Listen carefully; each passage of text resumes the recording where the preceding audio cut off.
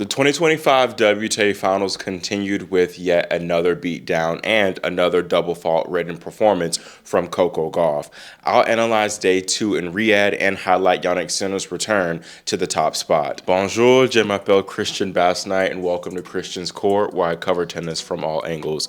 If you have not yet already, make sure you subscribe and click that notification bell so you are notified whenever I post more WTA Finals related content. So first, starting out talking about the WTA Finals, our world number 1 and year-end world number 1, Aryna Sabalenka, opened her finals campaign with a dominant 6-3, 6-1 victory over Jasmine Paolini.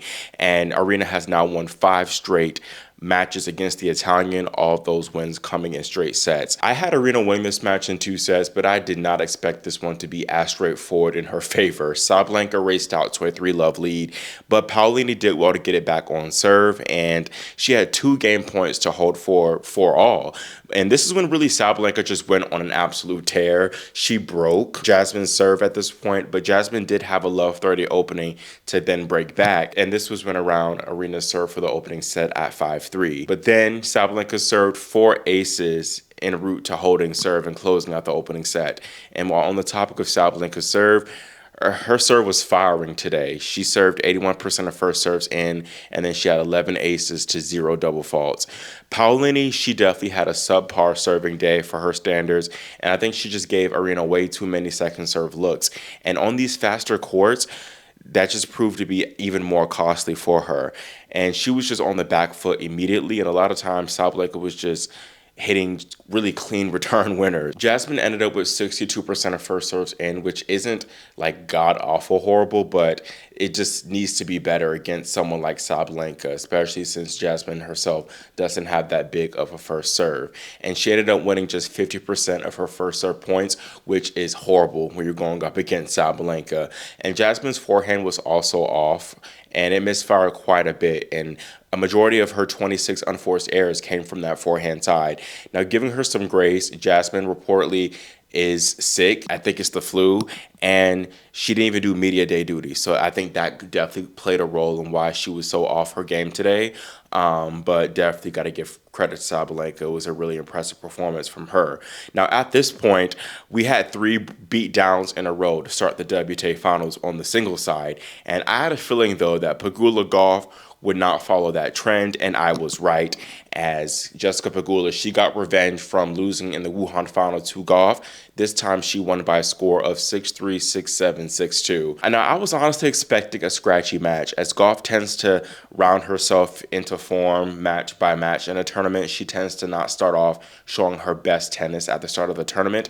And I said in my tournament preview that she was fortunate last year when she also opened her finals campaign against Pegula, that Pegula was really off in that match. Gauff really didn't play that well in that match, but Jessica, she was dealing with an injury. She played poorly, and that allowed Gauff to better work her way into the tournament and obviously go on to win the title. But this time around, Pegula was sharper. But this was overall a very bizarre match. The match started with 5 breaks of serve in a row, and it was really looking like the Wuhan semifinal between Coco and Jasmine Paolini, as again, neither one could really find their serves enough to hold serve. And Pegula, though, she eventually locked in first on her serve while Gauff struggled. And Coco, she won just 50% of her first serve points, and her 5 double faults also did not help her case on serve in the opening set. She was also considerably off on her forehand side in this opening set, as she finished with 19 unforced errors to just 6 winners in the 6-3 first set. Coco did considerably improve her serving level in the second set, and that flat serve especially was money for her. The forehand also improved. It was a little bit more consistent, and I was pleased overall with the level from both women up until 5-3, as we got some really entertaining rallies and exchanges. Now, I say up until 5-3 because that 5-3 game, it was a big missed opportunity for Gauff to break and serve first in the third set and have all the momentum on her side. It was intriguing, this game was, because all the points, every single point she lost in this game was forehand errors, and 5 of the 6 points that she lost were actually forehand return errors.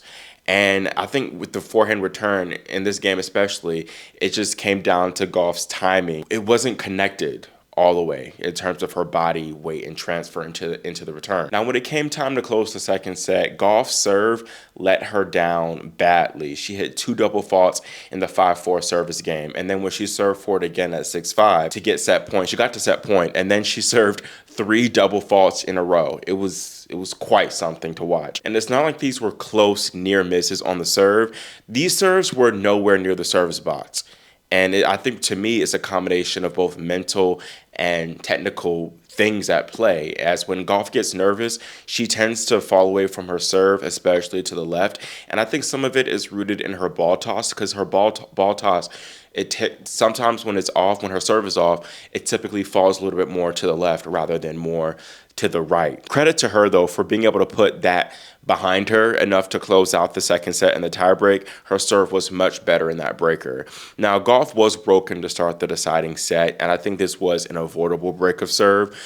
She shouldn't be too mad at herself, but I say it was avoidable because she did have an easy put-away backhand on game point that she cooked long. And I think her missing out on this game, if she had won this game, she could have gone up 3-love to start the third set.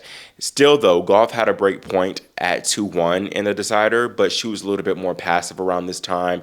She's trying to put up higher balls, but it was high yet still short in the court, and Pegula did a great job of stepping up and taking it on the rise, which I think she probably should have done a little bit more in the Wuhan final. Now, the 2-all break point to where Pegula broke Gauff's serve was interesting to me because Coco's forehand vulnerability bit her in the behind. And she actually didn't miss a forehand here, but she had a sitter ball to where I think she really should have taken the forehand inside out, honestly. But instead, she went backhand down the line, which gave Pegula an opening to hit it was a good shot, a forehand cross-court winner on the run, but I don't think that Pegula will pull off this winner if Gauff approached to JPEG's backhand. Towards the end of the match, Coco did go away from using the higher, loopier forehand shot, and she did try to hit through it a little bit more, which kind of gave her mixed results. It was more or less a negative, as she still was pulling up a little bit on her forehand and giving more forehand errors.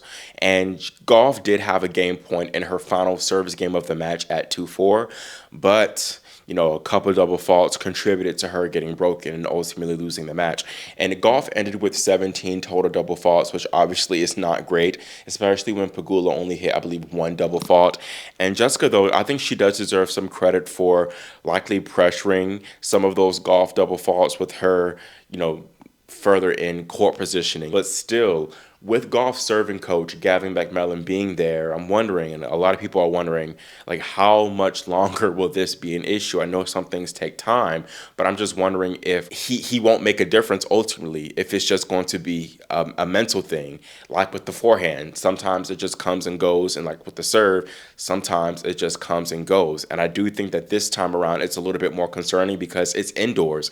It's not like she's contending with any elements. I am expecting her serve to improve as the tournament goes on. Up next, she faces against Jasmine Paolini, which I do favor her to take that match, even though she has lost 3 of her 4 matches against Paolini. I favor Gauff because, for one, Paolini still has some health concerns. Don't know if she'll be okay as far as the flu being fully behind her, but also I do think that these type of conditions, the higher bouncing conditions, can really help her, and I think her strategy of going higher and loopier to the Paolini backhand will further aid her here in Riyadh. Meanwhile, with Sabalenka Pegula, they played in the most recent tournament in Wuhan, which Pegula won a tight 1-7-6 in the third. I do think this time around Sabalenka will get her lick back and improve to 2-0 in the group stage. So I'm picking Sabalenka and Gauff to be our next winners. Now, briefly talking about doubles, the defending champions Gabriela Dabrowski and Aaron Rutliff defeated Mira Andreeva and Diana Schneider 6-3, 7-6, while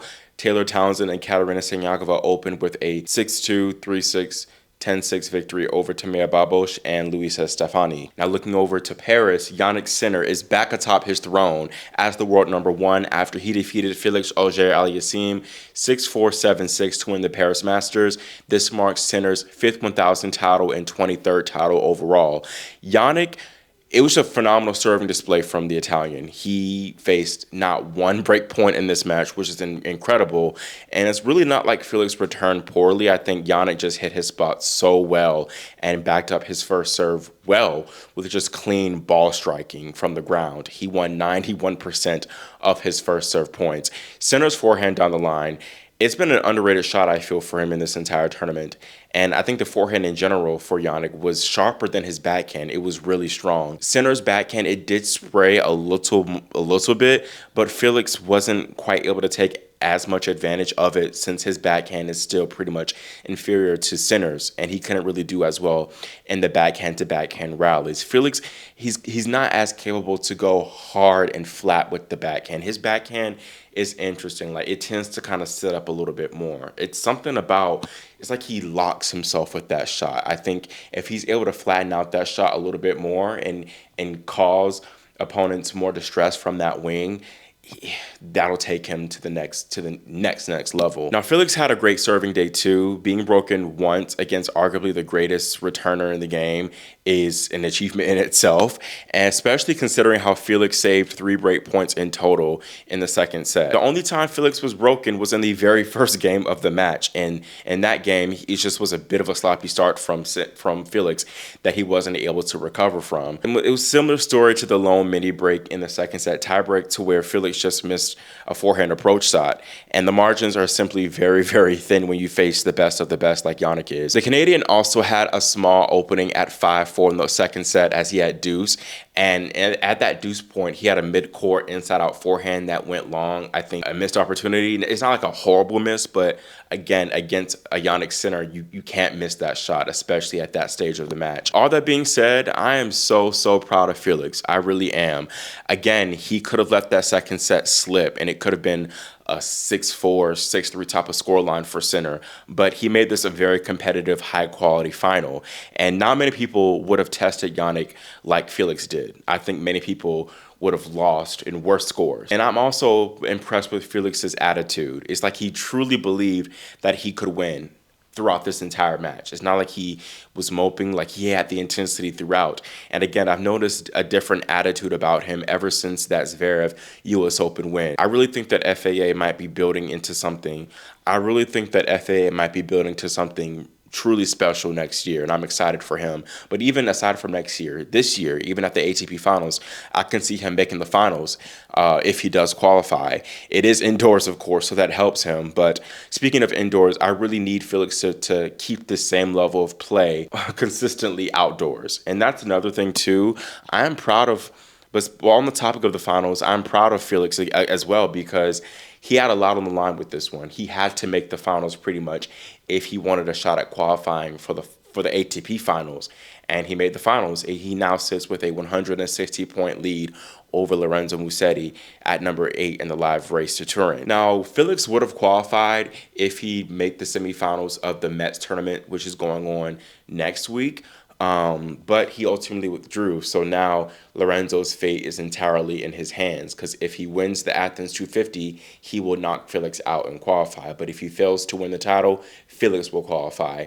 But something tells me that we will see both Lorenzo and Felix compete at the finals. To me, it doesn't make sense for Felix to withdraw from Metz and take that risk, especially since he would only have to win 2 matches, and his draw looks really good, especially after the withdrawals of some other threats in his little section.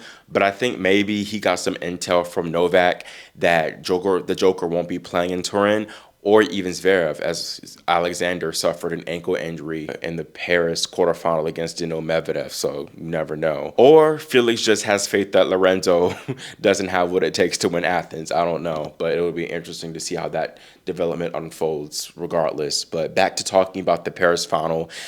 Sinner has now won 26 consecutive matches indoors, and that's not including the US Open final, which was played under the roof. But Felix said it best when speaking about why Jannik is even more dominant on indoors. He said, when the surface is the same everywhere, there's no weather conditions that can impact the court. It's hard. Even for his defense game, for overhead or volley games, he's so balanced and so well poised in his defense game. On his return game, he's balanced everywhere. So the indoor surface helps him to be balanced all throughout the game. Again, it's tough for Felix because he likely would have beaten anyone else in this final except for Jannik. And Jannik did what Felix did to opponents this entire week in Paris, which is efficient serve plus ones and returning well, and also impeccable defensive skills. And Sinner's defensive skills are right there with Felix. And also, I think the outlier too is Jannik's backhand is just stronger. Simple as that. Not to mention, Jannik served a little bit better than Felix in this match. But speaking a little bit on Jannik and praising him, it is just so impressive that he's back to #1 so soon. Yes, Carlos Alcaraz helped a little bit, you can say, with his Shanghai withdrawal, as well as obviously losing early in Paris. But Sinner, I mean, he missed a good chunk of tournaments, like 2-3 months due to his suspension, the Sunshine Double, Monte Carlo, and Rome. And still, he has a shot at finishing year-end world #1. And even if Carlos does take him, and even if Carlos does finish #1, Jannik is going to take that spot at some point again in 2026. That's just incredible from Jannik. Simply sensational. But on the topic of year-end world #1, it's funny because Jannik said at the start of the tournament that it's basically impossible for him to regain #1, but it's still very much in play for him. Carlos still does lead in the live race by 1,050 points, as Jannik is defending 1,500 points from winning, going undefeated in Turin last year. But looking at the scenarios, if Jannik sweeps again, going undefeated, then he will be #1 if Alcaraz loses a round-robin match and doesn't reach the finals, which I honestly could see happening. Now, if Jannik goes 4-1, if he loses a match in Turin in the round-robin stage, then he will still be world #1, year-end world #1, if Alcaraz doesn't win more than one match. And then if Jannik somehow loses 2 matches in the round-robin stage, yet wins Turin, then Alcaraz must not win a single match. I mean, the fate is still in Carlos's hands. If he sweeps his group stage, goes undefeated basically, then he is year-end world #1, despite whatever Jannik does. But this makes it so much more interesting now. But Jannik was not the only person to lift a title on Sunday.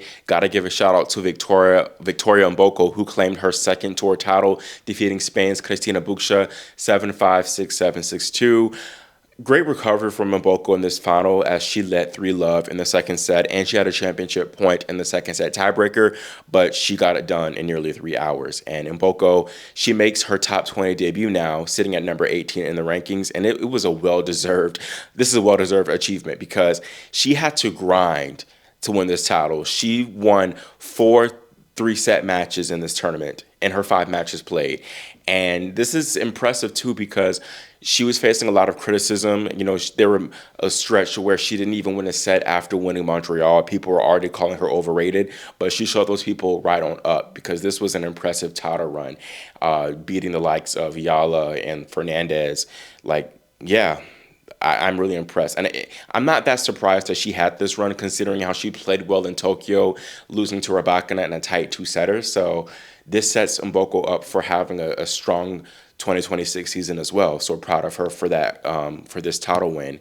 Also, shout out to Janice Yen. She captured her very first WTA Tour title, defeating Kimberly Burrell in the final of the Chennai Open with a score of 6-4, 6-3. The 23-year-old Jen is just the 3rd Indonesian player to capture a WTA Tour title in the Open era, and she's the first Indonesian woman to do so in 2002. So great to see her trailblazing and continuing her solid second half of 2025. Jen also won the doubles title, and she will rise to a new career high of 53 in the world, and she's definitely going to be one to watch in 2026. And then in Zhangji, Anna Blinkova won her second tour title, defeating 17-year-old Lily Tagger 6-3, 6-3.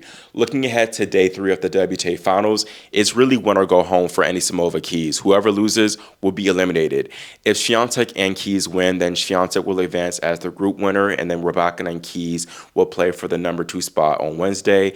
If Swiatek wins in straight sets and Anisimova wins in 3 sets, then Swiatek advances, and her position is TBD. Now, if Rybakina and Anisimova win, then Rybakina wins the group, while Swiatek and Anisimova will play for the number 2 spot on Wednesday. And then if Rybakina wins in straight sets and Keys wins in 3 sets, then Rybakina advances. That is all I have for this video. Let me know your thoughts on the WTA Finals and Coco Gauff's double fault issues, and if she can eventually get by and return to the knockout stage, as well as Jannik Sinner's return to world #1, and if you think that he can and as the year-end world #1 yet again. Again, make sure y'all subscribe and click the notification bell so you are notified for more content. I don't know if I'm going to post a video tomorrow because I'm tired. I've been traveling all day, but I'll try my best. Thank you all again so much for watching and for your support, and I will see you all next time here on Christian's Court.